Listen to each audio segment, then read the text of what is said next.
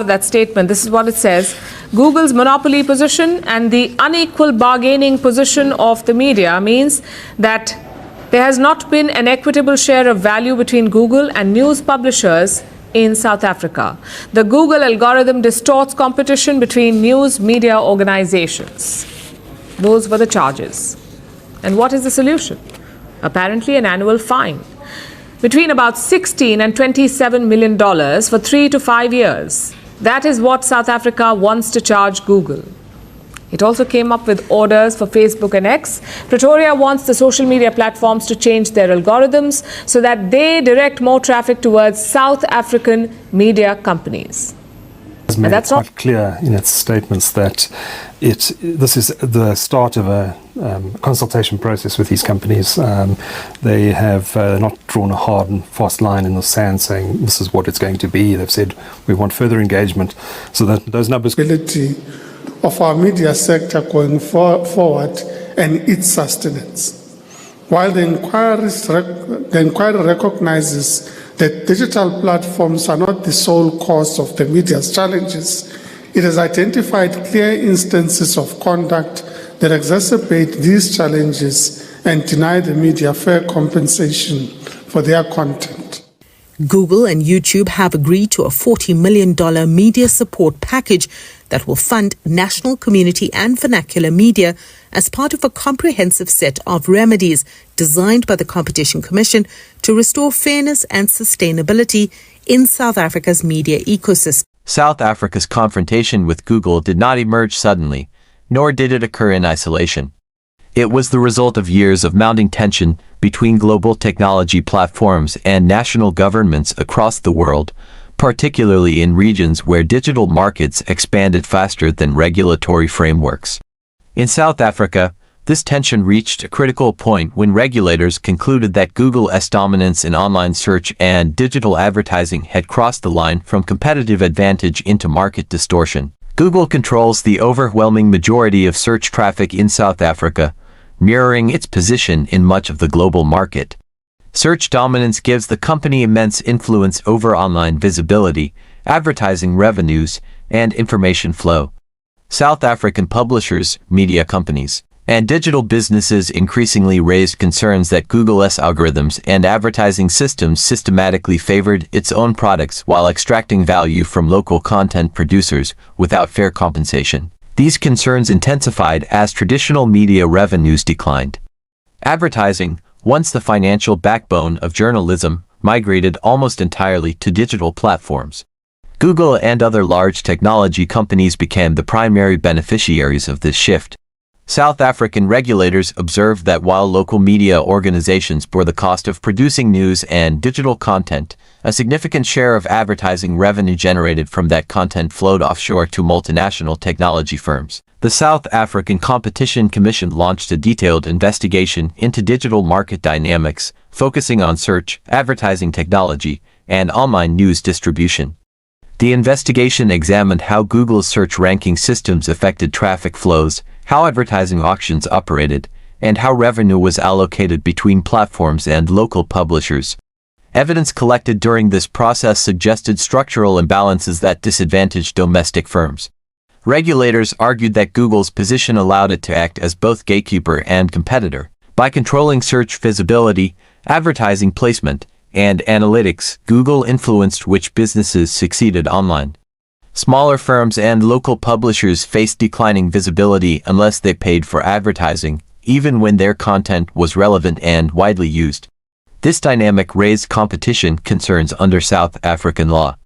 The outcome of the investigation was a regulatory action that included significant financial penalties and binding remedial measures. While the exact monetary figures evolved through negotiation and legal process, the penalties reached into the millions, signaling that South Africa was prepared to enforce competition law against even the world's most powerful technology firms.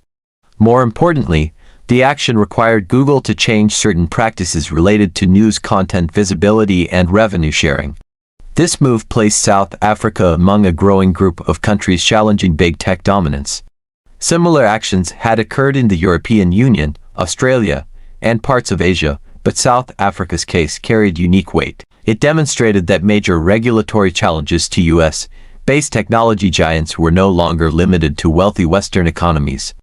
Emerging markets with large digital populations were now asserting authority over global platforms operating within their borders. The implications extended beyond Google alone.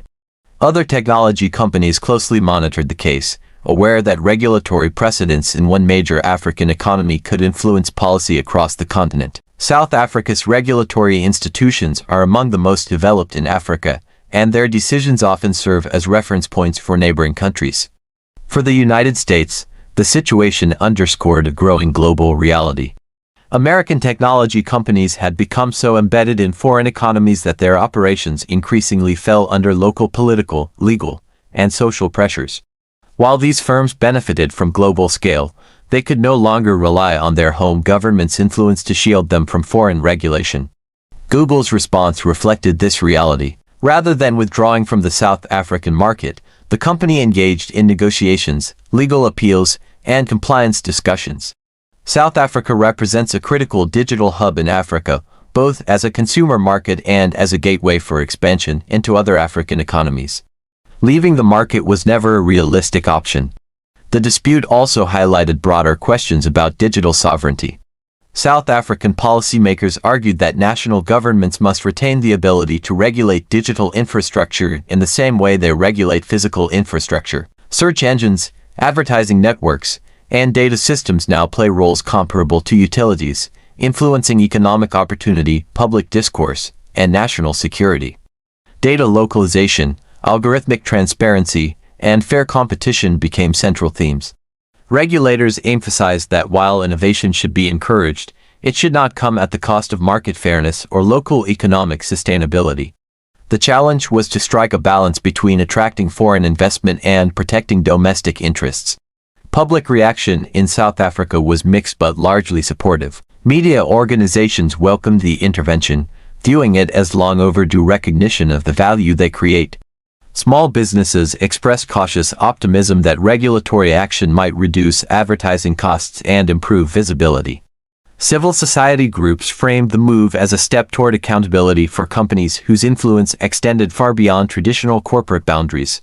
From Google's perspective, the case represented another front in a widening global regulatory landscape. The company faced antitrust investigations in multiple jurisdictions, each with different legal standards and political pressures. Compliance in one country did not guarantee compliance elsewhere. This fragmented regulatory environment increased operational complexity and risk. The economic stakes were significant. Digital advertising in South Africa is valued in the billions annually, with Google capturing a dominant share.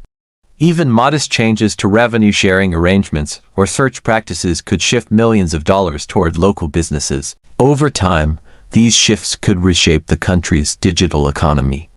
The confrontation also carried symbolic importance. Africa has often been portrayed as a passive recipient of global technology, adapting to platforms designed elsewhere. South Africa's action challenged that narrative. It demonstrated that African governments could shape digital markets rather than simply accept external rules. This shift aligns with broader trends across the continent. African nations are increasingly asserting control over data, digital taxation, and platform regulation. From Nigeria's digital service regulations to Kenya's data protection framework, governments are building institutions to manage digital transformation on their own terms. South Africa's case against Google fits squarely within this continental movement. It showed that regulatory capacity, when combined with political will, could produce tangible outcomes. The action also signaled to investors and corporations that Africa's digital markets are governed spaces, not regulatory vacuums. The United States government responded cautiously, aware that overt pressure could backfire. While American officials continue to advocate for fair treatment of U.S. companies abroad, they also recognize that competition enforcement is a sovereign right. Open confrontation would risk reinforcing perceptions of technological imperialism. For Google, adaptation became the only viable strategy. This included engaging with publishers, adjusting algorithmic practices, and reassessing advertising models in South Africa. While these changes may reduce short-term margins, they preserve long-term market access. The broader technology industry took note. Executives and analysts recognized that Africa's digital future would not be shaped solely in Silicon Valley. Regulatory decisions in Pretoria, Abuja, Nairobi, and Addis Ababa increasingly influence how platforms operate across the continent.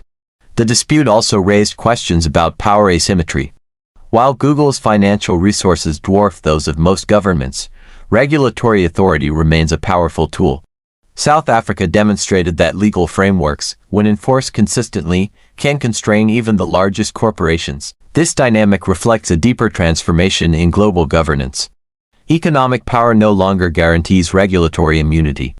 As digital platforms become essential infrastructure, governments feel compelled to intervene to protect public interest.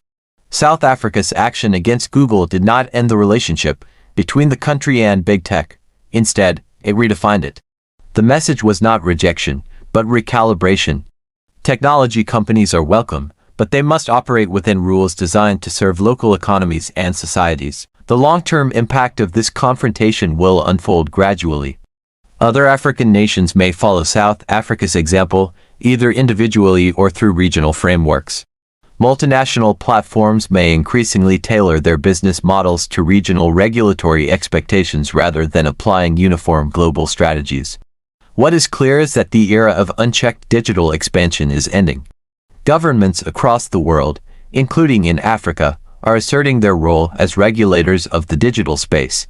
South Africa's challenge to Google stands as one of the clearest examples of this shift. The global technology landscape is entering a new phase, defined by negotiation rather than dominance, by regulation rather than assumption. In this environment, power is no longer measured solely by market capitalization, but by the ability to operate sustainably within diverse legal and political systems. South Africa's move against Google represents a turning point in Africa's digital story. It shows that the continent is not merely consuming technology, but shaping its governance. The outcome of this confrontation will influence how digital power is distributed not only in Africa, but globally. You've been watching Echoes of Africa, where every story carries the sound of tomorrow. If this moved you, subscribe now, like, and share so Africa's voice never fades into silence.